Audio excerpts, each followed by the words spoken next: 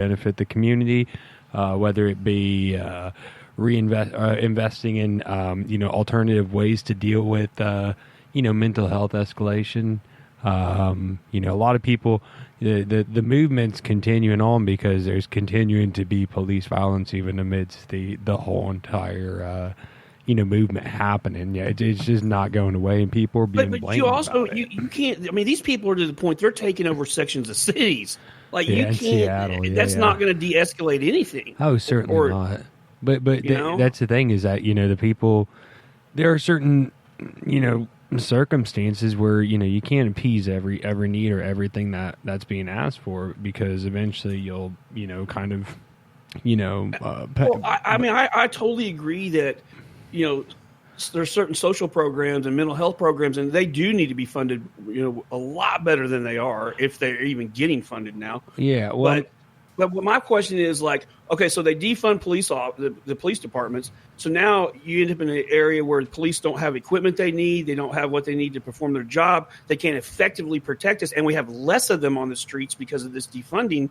Sure. What are the consequences of that? Well, I don't think it would be necessarily less police officer. More so, maybe equalizing and putting them in places where, I don't know. I had a conversation the other day where you're you're going to see a huge increase of a certain population that's going to be getting incarcerated or maybe more brutalized, because that's where all the attention's focused, and that's where all the funding is focused towards, scouting out, everybody commits crime. That's not a matter of color. It's just where the resource is going to. It's going to the places that are poor, the places that don't have a whole lot of social infrastructure. And why not? Because the city's not investing in those parts of the city. The government's not doing that. So, those are ways, if you, take some funding out and you start to, promote or, expend on different parts of the city that are, poor, they don't have the same kind of opportunity, then you'll start to see a lot less crime because people are not necessarily dependent on it. Well, but what about gang task force? What about gang task force? Gangs aren't going to get nice. They're still going to do the same thing they've been doing when it comes to their territory. But gangs exist for a reason, and it's for protection of their own territory. If they're all there just for protection, I mean, that sounds great, and nobody ever gets killed. But that's a farce. I think when it comes down to, and I don't know that I necessarily agree with the whole notion of defunding or abolishing the police. I think that it'd be an interesting thing to see, and if it goes that way, so be it. I want to see what happens as a result of that, because we never experienced anything like that before. But I've been reading on a book called The End of Policing, and they're making a lot of strong cases, and not necessarily on the aspect of one of the biggest arguments that I took on to is exactly that mental health. So there are people that, a lot of people that have mental disabilities or mental ailments tend to die quite frequently at the hands of officers. And the reason why is because officers don't know how to de-escalate someone who's going through a mental breakdown. And so and also, I mean, our jails are there's a shit ton of mentally ill people that are incarcerated. Yeah. And like, my dad was a cop for 25 years, and when he retired, he really kind of got onto that line of thinking, like, hey, I mean, we're putting a lot of people in jail that are just simply mentally ill and need some kind of help. Like, why can't we change that? Yeah, you can budget into programs that can put homeless people or people that don't have a home. But what do we do when when these officers have been defunded? What do we do when their equipment's old? They have to, now we're talking about stuff like that. Like, that's what I'm saying. We're eventually going to end up in a point, or we would end up in a point that it starts to affect things because they're not being able to keep the tools they need to effectively do their job. Sure, but I don't think any police officer needs an AK-47. I mean, I think if you ever need, well, none of them have them. I mean, if it, keep to the bare minimum in terms of always. But and another thing is it comes down to training. I mean, how are you going to train an officer to learn how to do all these things in such a short increment amount of time without seeing any kind of negative repercussions or any kind of quick adrenaline base reaction.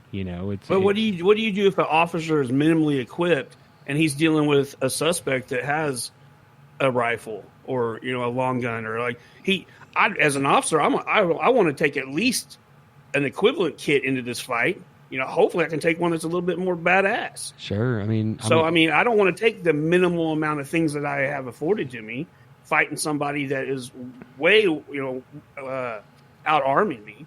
Sure, but I'd be curious to see some statistics to see how frequently that actually happens, or versus, I think the biggest thing that we're seeing now, and why people are still so up and ended about it, is that the accountability isn't being addressed. There are very few states that have, for example, police officers who do something wrong, or they get what's that called? You get like disciplinary action, kind of disciplinary action or whatever, or they get in trouble for something. There's no accountability there because a lot of states don't make that public record. And so but just like that officer with the George Floyd case, he had 18 demerits or something like that. Oh yeah, that whole thing was. That entire thing was a shitstorm. So, to me, it's like, if you want to see a positive change, then you just have to reinforce the notion of accountability and redirect where your officers are focusing their time, whether it's, solely in these different parts. You're trying to keep the here's the public deal with safe. the accountability on that deal is, just talking about the George Floyd thing and that officer, he had 17, 18, 19, whatever it was, complaints for excessive force. Well, you want to talk about accountability. The police chief was very aware of that, who's a black Democrat. And that means that the mayor of that city was aware of that, who's a black Democrat. So why don't they have any accountability? They knew he was a problem. Oh, yeah, that mayor is going to be voted out. You're already seeing the town go up and in about the mayor. It's that these things trickle over time. And like I said, there's no perfect way to, you're seeing all these kind of counter associative ways of dealing with this, because it's just how, maybe to me, like with the Confederate flag, I think that there's a certain sense of white guilt there for some people, and they just say, hey, you know what, maybe this can make it better. And that's not, getting rid of the Confederate flags. It's sure that's a nicety, but that ain't going to change anything.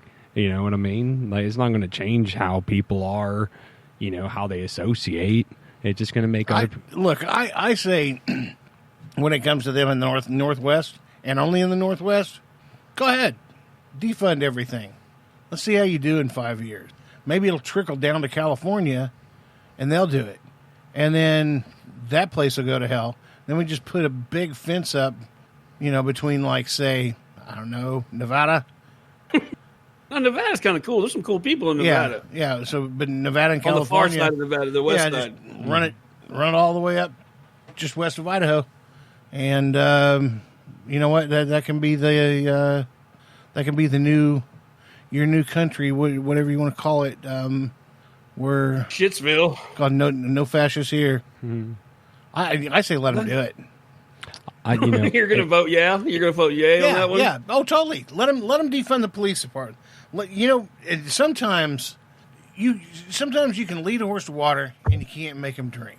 And talking sense is not going to work in this situation. It's just not. The NASCAR thing. What did we accomplish? And I think Donnie probably had a really good term that he used in there is like white guilt. Yeah, the past couple weeks, this sense of white guilt has been imposed on the nation, and I don't understand that. Like I was telling you on the phone, Titty, this past weekend, I got probably 3 or 4 emails from big corporations, Walmart being one of them. I think Office Depot was one of them, and they were simply press releases apologizing to the black community. Yes. And I'm like, what?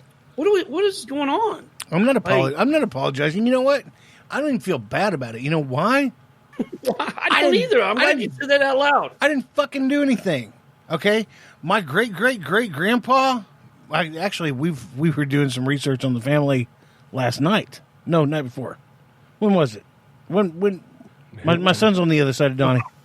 Oh, I was going to say, what the hell would Donnie know? No, day before yesterday, and we were going through family records, and apparently, all our peeps parked in Virginia after coming over on a boat.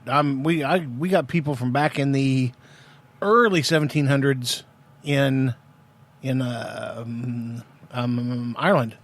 So I was going to say I'd like to say, maybe my family had some slaves or something like that, but I highly doubt it. They were in Virginia. So I'm not saying I'm guilt free. I feel bad about what people had to endure back then, but I didn't do it. My dad did do it. My grandpa didn't do it. My great grandpa didn't do it. I think people are reacting in the wrong way. They just don't know how to react or how to really get to the core of it. And so instead of just like, directly trying to, whatever, make changes or whatever, they're kind of doing all of these other things, getting rid of the Confederate flag or whatever. I mean, like I said, that these emails I got from these corporations, to me, when I read them, I was like, well, wait, like, number one, why are you just doing this out of the blue? Number two, why do you feel like you should? Like, are you aware of some kind of racism that was in your company? Like, why are you offering this apology? I don't get it. Yeah, and if anybody should be apologizing, it should be Dollar General. Because fuck that place.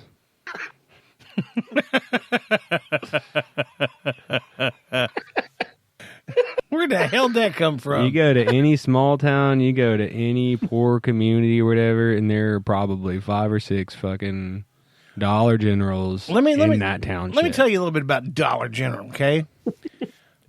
Dollar General makes my job extremely easy. You know why? Well, because he was a sergeant before. a captain, I don't know. Oh, God, did he just lead me there? Awesome. Okay, what I mean by that is in my job, which is laundromats, by the way, I design and build laundromats, outfit them. Dollar General has already done the demographics. Every place that there's a Dollar General is a perfect place for a laundromat. Seriously. Yeah, I mean, you're not wrong, because that's a trade secret right there. You just let one out of the bag. Yeah, it's perfect demographics. So, yeah, like a magician that showed his trick, man. Right. So, whatever he started out as, Sergeant Dollar, Dollar Sergeant, and moved up to Dollar General, whatever his name is, we'll call him Tom. Thanks, Tom. You make my job easy. Tom Dollar. Tom Dollar. Is he in relation to Creflo? Mark Creflo? Creflo Dollar? Creflo Dollar. You know who that is? Cashflow Dollar. I was making a joke on Mark Ruffalo, but no, what's a Creflo? A Creflo. Is that like a buffalo? Yeah. No, this guy is only a TV minister. Oh, yeah. He's an American televangelist. Creflo Dollar. And his wife's name is Taffy. Taffi. Taffy. Are they in Wikipedia? Yeah. That's awesome. Yeah. He's got a son called Maida, a daughter named Losta. You got that, didn't you? Man, it took a minute. It creeped up on me. Lost $1.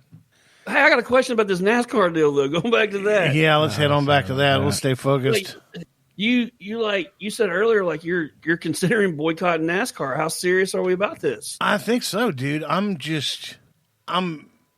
pissed enough to say enough's enough for me.